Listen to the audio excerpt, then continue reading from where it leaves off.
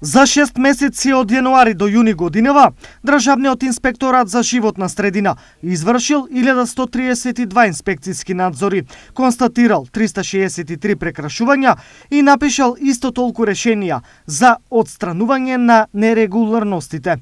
Ова денес го соопшти директорката на инспекторатот Ана Петровска, презентирајќи го полугодишниот извештај на институцијата.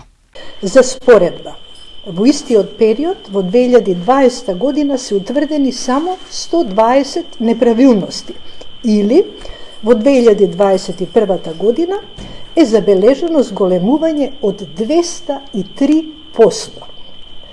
Покренати се 43 прекршачни постапки, од кои изречени се 36 санкции со глоба, платен налог, а исто така покренати се 2 кривични постапки.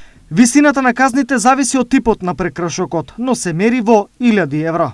Значи, најниските глоби се 3000 евра, највисоката глоба изречена оваа година е 20.000 евра.